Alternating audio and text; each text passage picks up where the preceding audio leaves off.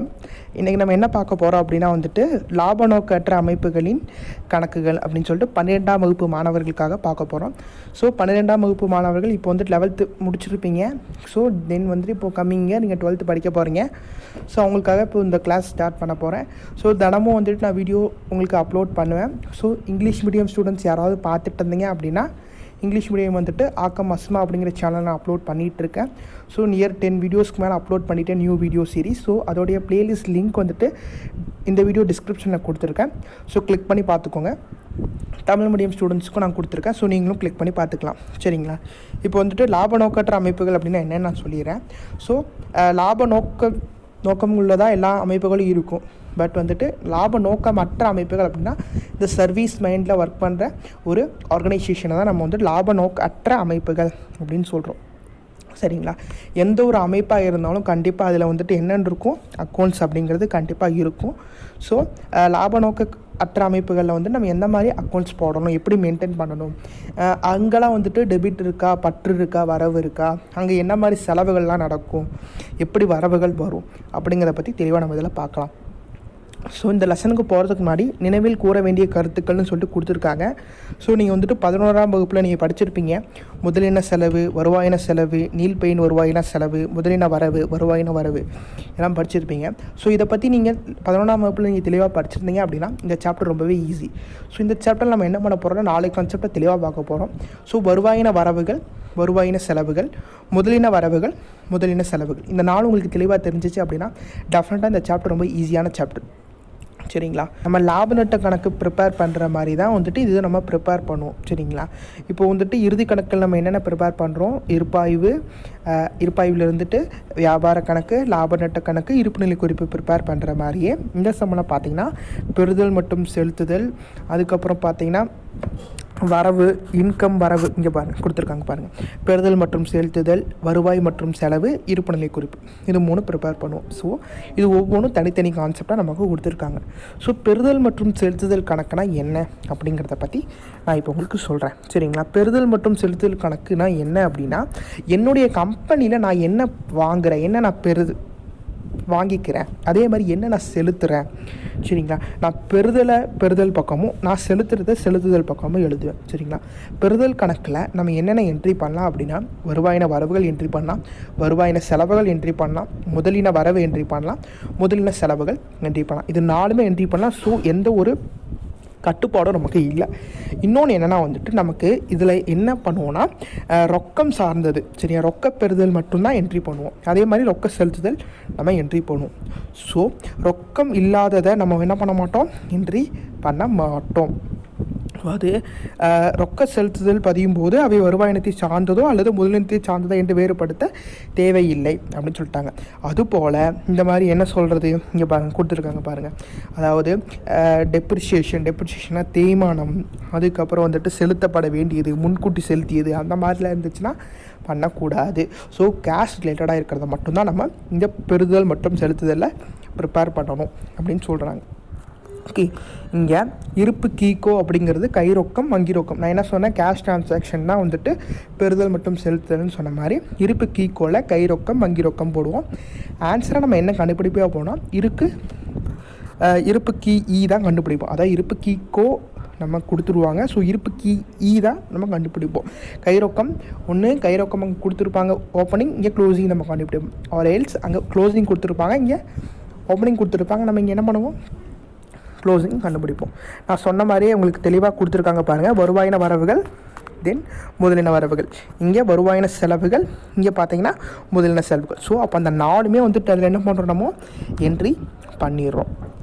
ஓகேங்களா? இப்போ எடுத்துக்காட்டு 1 நமக்கு என்ன கொடுத்துருக்காங்க பாருங்கள். தொடக்க ரொக்க இருப்பு 1/4/2028 கொடுத்துட்டாங்க. Okay, 2018 sorry. ஸோ வாடகை செலுத்தியது, உதவித்தொகை அளித்தது, நுழைவு கட்டணம் பெற்றது, கட்டணம் வாங்கியது, பணியாளர் சம்பளம், சந்தா பெற்றது. ஸோ இதில் பெற்றது எல்லாமே வந்துட்டு நம்ம என்ன பண்ணுவோம், நம்ம பெறுதலில் போடுவோம். நம்ம அளித்தது எல்லாமே என்ன பண்ணுவோம், செலுத்துதலில் போடுவோம். ஸோ பெறுதல் மற்றும் செலுத்தல் ரொம்பவே ஈஸி. ஸோ இந்த 4 கான்செப்டுமே வந்துடும். எந்த 4 கான்செப்ட்? வருவாயின வரவு, வருவாயின செலவு, முதலின வரவு, முதலின செலவு. ஆனால் வருவாய் மற்றும் செலவு கணக்கு என்ன பண்ணுவோம் அப்படின்னா வருவாயின வரவுகள், வருவாயின செலவுகள் மட்டும்தான் நம்ம போடுவோம். அதனால என்ன பண்ணுவோம், கொஞ்சம் குழப்பம். ஸோ பெறுதல் மற்றும் செலுத்துதல் கணக்கு ரொம்பவே ஈஸி. ஸோ இருப்பு கீக்கோ போட்டுட்டு இருப்பு கீஇ கண்டுபிடிக்கணும். ஸோ ஃபர்ஸ்ட் சம் பாருங்கள். பெறுதலில் நுழைவு கட்டணம் சந்தா பெற்றது போட்டிருக்காங்க. செலுத்துதலில் வாடகை செலுத்தியது, உதவித்தொகை அளித்தது, கட்டடம் வாங்கியது, பணியாளர் சம்பளம் போட்டு இருப்பு கீஇ கண்டுபிடிச்சிருக்காங்க. தென் எடுத்துக்காட்டு 2 என்ன பண்ணியிருக்காங்க, அதே மாதிரியே தொடக்க ரொக்க இருப்பு கொடுத்தாச்சு. ஸோ முதலீடு செய்தது, மதிப்பூதியம் செலுத்தியது, நன்கொடை பெற்றது, தணிக்கை கட்டணம் செலுத்தியது, அந்த மாதிரி கொடுத்துருக்காங்க. செலுத்தியது அப்படின்னாலே வந்துட்டு நம்மகிட்டருந்து பணம் வெளியே போயிருக்கு அப்படிங்கிற நான் வச்சுக்கோங்க. செலுத்துதல். பெற்றது அப்படின்னா நம்ம வாங்கியிருக்கோம், நம்ம பெறுதல் அப்படின்னு நான் வச்சுக்கோங்க. ஸோ இருப்பு கீக்கோ கொடுத்துருக்காங்க, இருப்பு கீஇ கண்டுபிடிச்சிருக்கோம்.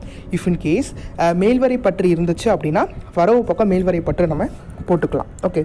எடுத்துக்காட்டு 3 பார்த்தீங்கன்னா சந்தா. இதில் புதுசாக உங்களுக்கு ஒன்று கொடுத்துருக்காங்க, சந்தா பெற்றதுன்னு கொடுத்துருக்காங்க.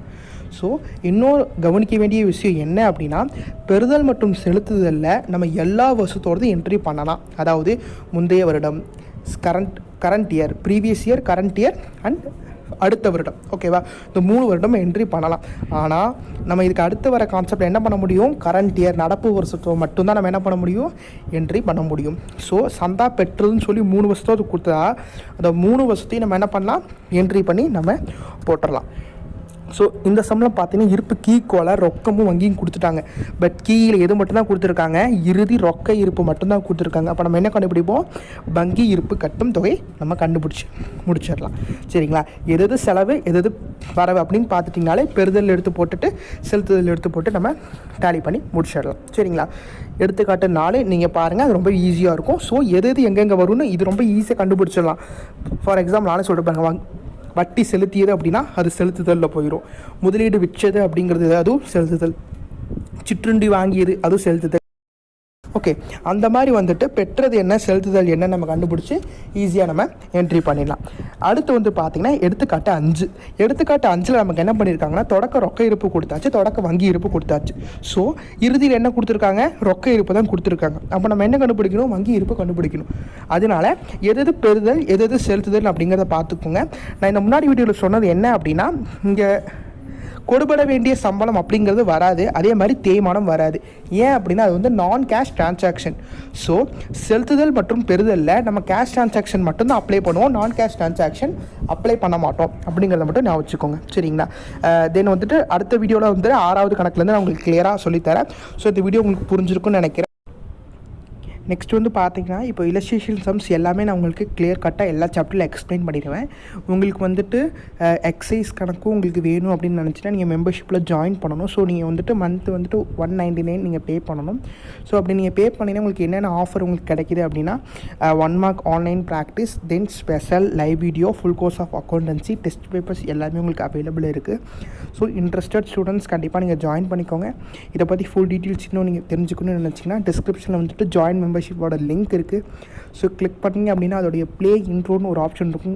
கிளிக் பண்ணி அந்த இன்ட்ரோ ஃபுல்லாக பாருங்கள். அதை பற்றி ஃபுல் டீட்டெயில்ஸ் நான் அந்த வீடியோவில் எக்ஸ்பிளைன் பண்ணியிருப்பேன். உங்கள் ஃப்ரெண்ட்ஸுக்கும் இந்த வீடியோவை ஷேர் பண்ணுங்கள், அவங்களும் பார்த்து பயன்பெறட்டும். கணக்கு பதிவியில் வேறு எந்த டவுட் இருந்தாலும் நீங்கள் கேட்கலாம், நான் கண்டிப்பாக உங்களுக்கு கிளியர் பண்ணுறேன்.